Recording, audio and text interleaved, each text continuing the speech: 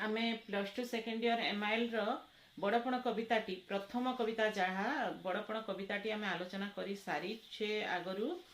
आज आलोचना करबा तपस्विनी रो पत्र जहाँ कि होची एमआईएल रो द्वितीय कविता आउ कविताटर रचयिता हेउचंती मेहेर कविंकर कवि परिचय देवार बोध हुए विशेष आवश्यकता नहीं कारण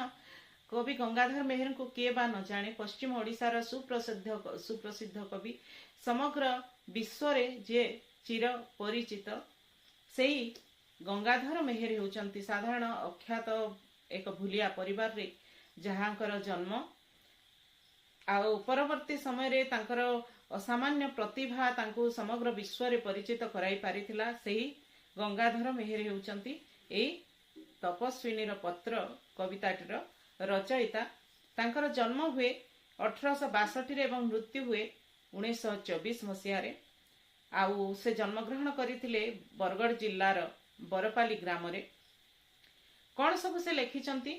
तपस्विनी प्रणय बल्लरी कीचक बध इंदुमती अर्घ्य थाली कविता कल्लोल उत्कल लक्ष्मी रस रत्नाकर पद्मिनी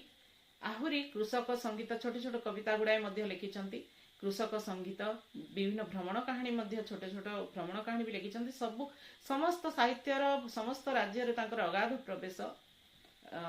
प्रवेश तेबे माने जेमिति पंकपूर्ण पुष्करिणी रे पद्मटीए प्रस्फुटित हुए ठीक सेही भली गोटे दरिद्र भूलिया परिवार रे जन्म हेई मध्य दारिद्र्यर कषाघात तांकर प्रतिभा को माने लुकायित करी रखी पारि नथिला जहा धीरे धीरे प्रस्फुटित हेबारे लागिला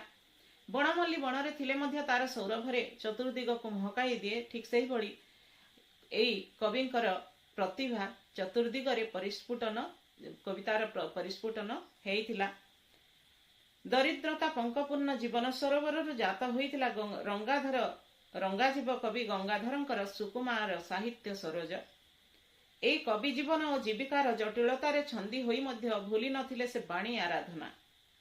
देवी कृपामयी सरस्वती करुणारू कविता रचना तांका पक्षे सहज और स्वाभाविक होई पड़िथिला आ सबुठारू माने मु माने किछि मात्रा रे संतुष्ट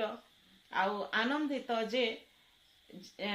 जो स्थान रे मु वर्तमान आमे बासस्थान निर्माण करिछु जो स्थान रे आमे रहुछु सेही स्थान रे तांकर कीचक बध काव्यटी सृष्टि करिथिले लिखिथिले स्वभाव कवि गंगाधर मेहेर आउ सेही स्थानटी होछि विजयपुर अंचल रे से अनेक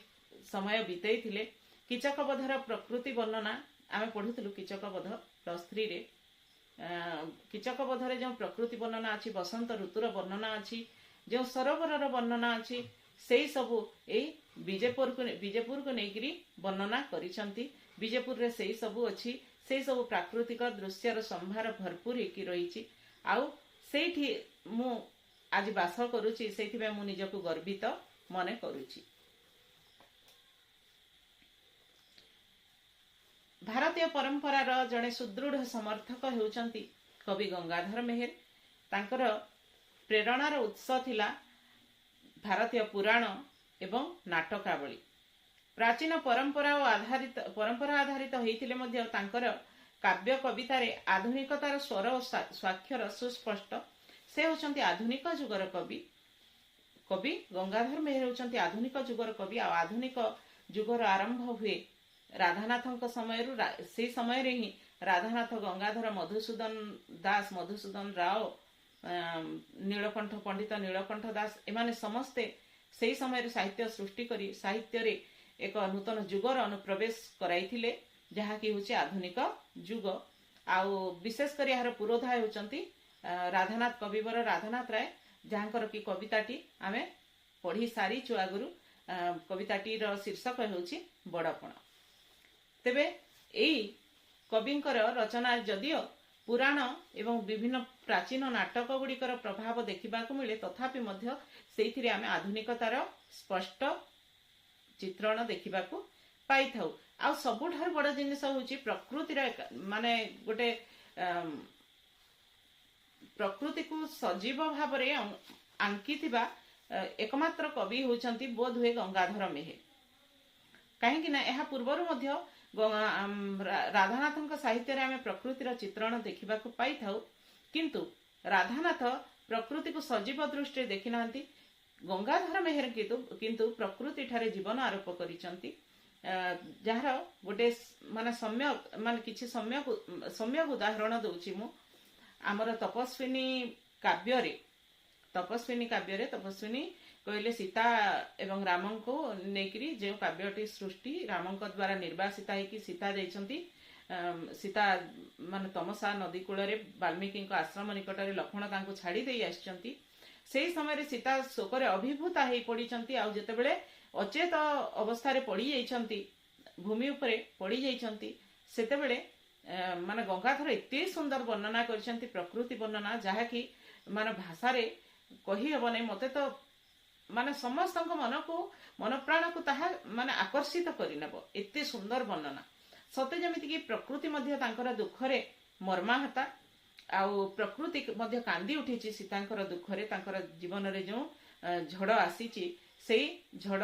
सेई दुखरे प्रकृति मध्य स्तंभीभूत हो जाइछि एवं प्रकृति मध्य आखिरु लुह झराइछि। सते जमिति कविंक वर्णना रे सतीमुखे सुशीतल बिंदु बिंदु पानी सिंची सिंची आ प्रकृति कौन करिछि सीता को सचेत करिवार माने सचेतन कराइबार चेता तांकर चेता फेरेबार प्रचेष्टा करिछि। कविंक भाषा रे सतीमुखे सुशीतल बिंदु बिंदु पानी सिंची सिंची जीवन रे संज्ञा देलाणी। कम माने आश्चर्यर कथा कि माने जो समय सीता अचेत हो पड़िछंती सेतेबेले कौन हिची तृणराज खड़ग करे गर्जिला प्रखर, माने गछ सबू भी माने जो तृण गछ सबू माने घास गछ सब अछंती सेमानकर अग्रभाग गोजिया तुम माने जानिछ। आउ एते जोर रे दोहलुछंती सते जेमती मने होची से माने मध्य माने विरोध करूछंती। सीतांक प्रति जो अन्याय हिची से अन्याय रो प्रतिवाद करूछंती, विरोध करूछंती। आउ से माने सते एमती खड़ग हाथ रे धरिकरी उद्यत होइछंती, विरोध करिबा पई विद्रोह करिबा पई उद्यत हेइछंती। माने सतींक मुखरे से समय वर्षा बिंदु झरी आसी तांको सचेत कराइछि। सती मुखे सुशीतल बिंदु बिंदु पानी सिंची सिंची जीवन रे संज्ञा देला आनी। तेबे आहुरी अनेक प्रकृति अनेक स्थान रे आमे तांकर प्रकृति वर्णना को लक्ष्य करिबा जेउठारे कि से जीवन रो आरोप करिसंती। सते जे भଳି कि माने प्रकृति मनुष्यर सुख दुख रे समभागी, सुखरे से मनुष्यर सुखरे से हसे आउ दुखरे से कांदे, एई भलिया वर्णना करिसंती कवि तांको लेखनी रे। तांकर भावराजी नीति और आदर्शर कठोर श्रृंखला शासित होइथिले मध्य विविध मानवीय दुर्बलता को मध्य से परिहार करि पारि नाहंती। एतद व्यतीत प्रकृतिर जहाँ मु कहूथिली प्रकृतिर जीवंत और अपरूप शोभा वर्णना करिबारे गंगाधर होउछंती समग्र ओडिया साहित्य रे अनन्य। बहिप्रकृति की अंत प्रकृति ए उभयर मान मनोज्ञ समन्वय प्रकृतिर मानवायन कविंकर रचना को आहुरी सुखपाठ्य करी गढ़ी तोलिछि। तेबे तपस्विनी